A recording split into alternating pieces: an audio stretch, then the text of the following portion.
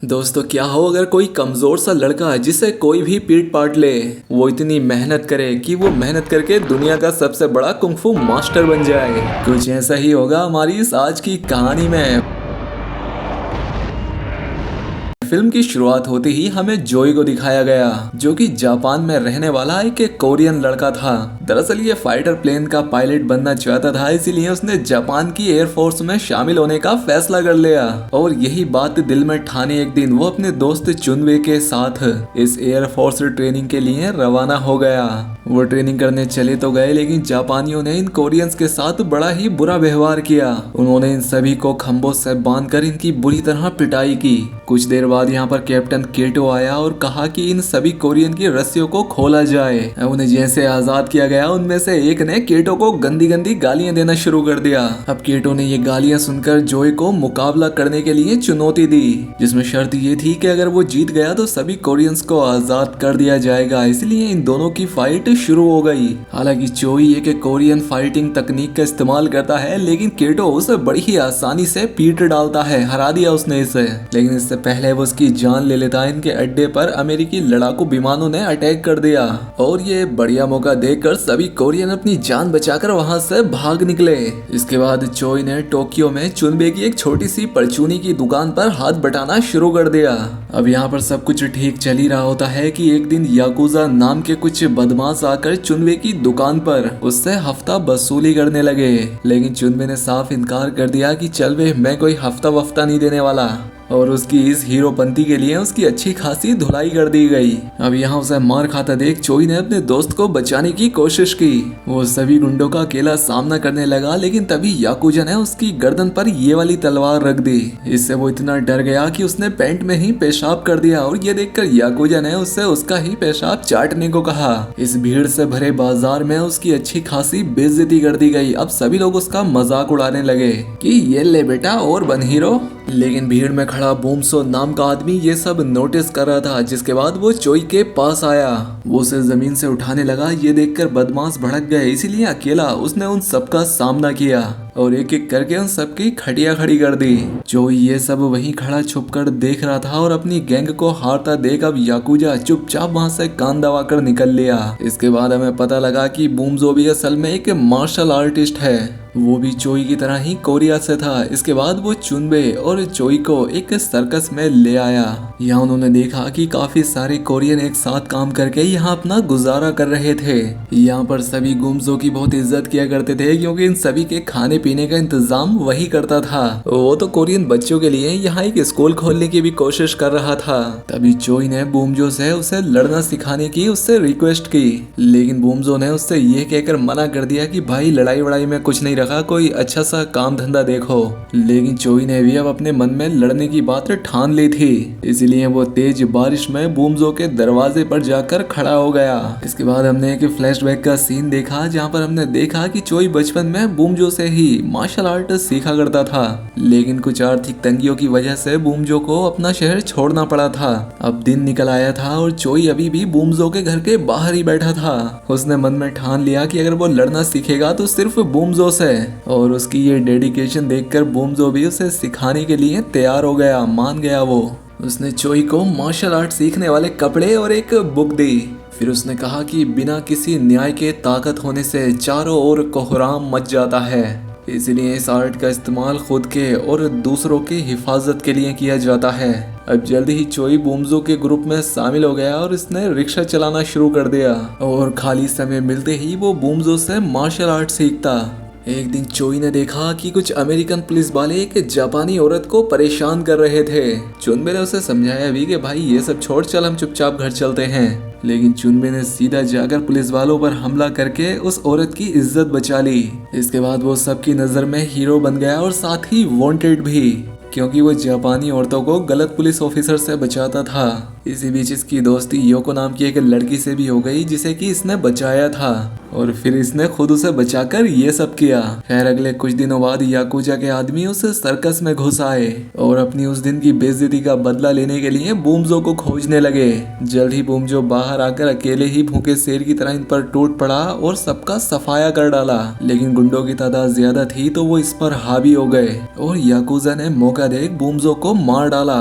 जब चुनवे और चोई वहां पहुंचे तो बुमजो को यहाँ मरा देखकर उनके होश उड़ गए। इसीलिए अगले दिन चोई ने अपने मास्टर का बदला लेने की कसम खा ली। वो अकेला ही याकुजा के अड्डे की तरफ चल पड़ा और बाकी कोरियन भी अपने अपने हथियार लेकर उसके पीछे चल पड़े। दूसरी तरफ याकुजा गैंग के लोग भी पूरी तरह से तैयार थे, क्योंकि वो जानते थे कि ये लोग बदला लेने आएंगे जरूर। इसके बाद इन दोनों ग्रुप्स में खतरनाक लड़ाई शुरू हो गई और सभी लोग एक दूसरे की जान के भूखे हो गए। जल्द ही एक कोरियन ने याकुजा को भी मार दिया।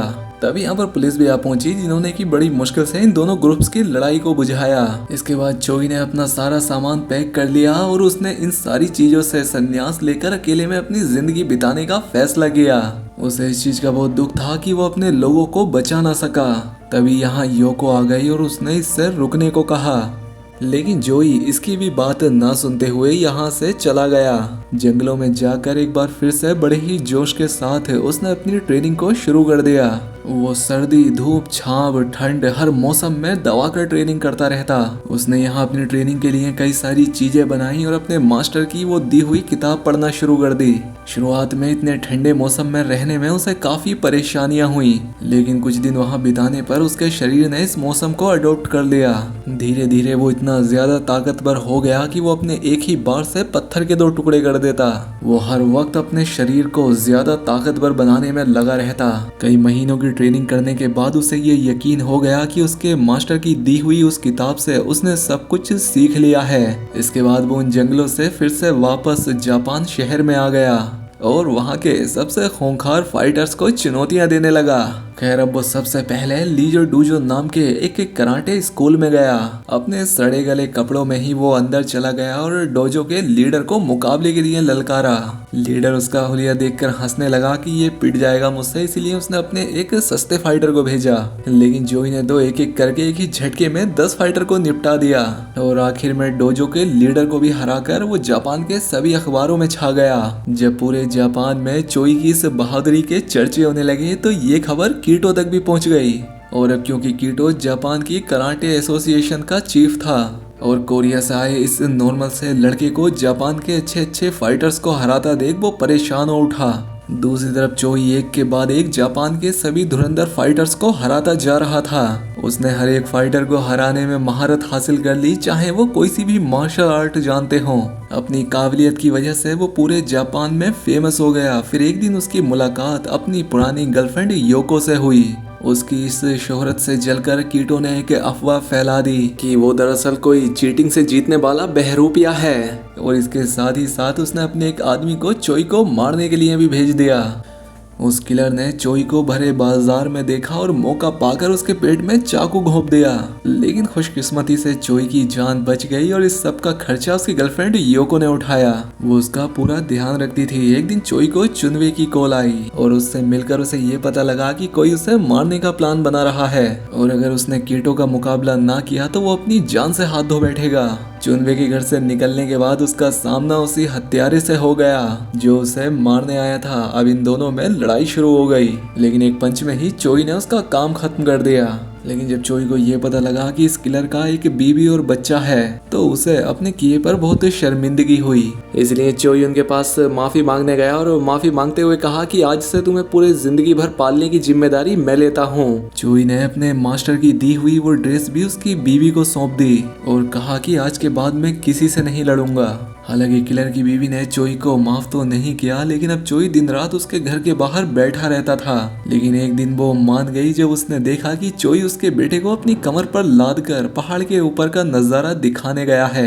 इसके बाद उसने चोई को कपड़े वापस देते हुए कहा कि तुम लोगों की भलाई के लिए लड़ो। इसके बाद चोई को कीटो की उस चुनौती के बारे में पता लगा जिसे कि वो स्वीकार करके अकेला ही उससे लड़ने निकल पड़ा। जल्द ही वो एक सुनसान जगह पहुंच गया जहाँ पर कीटो और उसके लोग उसका इंतजार कर रहे थे।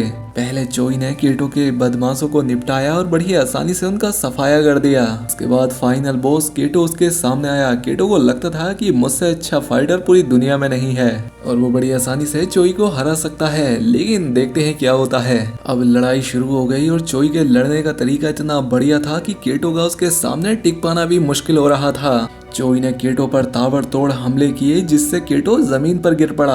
हालांकि कीटो ने फिर से लड़ने की कोशिश की, लेकिन चोई के जानदार हमलों से उसके पैरों की हड्डी टूट गई। इसके बाद कीटो अपने घोंटों पर आ गया और उसकी ये हालत देखकर चोई को उस पर रहम आ गया और चोई ने अपना पंच ना मारकर रोक लिया। आखिरकार कीटो ने हार मान ली और अपने आदमियों के साथ चोई के आगे सर झुका दिया। मुकाबला खत्म होने के बाद भी चोई ने एक जंगली भैंसे का सामना किया और उसका सर पकड़कर उसके सींग तोड़ दिए। ये इस जाबाज योद्धा की एक सच्ची कहानी है जिसने की हजारों फाइटर्स को हराकर कीयोकुशिन नाम का एक नया कराटे स्टाइल बनाया था। बाकी दोस्तों, आपको ये वीडियो कैसी लगी हमें कमेंट करके जरूर बताएं। चैनल पर पहली बार आए तो सब्सक्राइब कर लें। मिलते हैं अगली शानदार वीडियो में।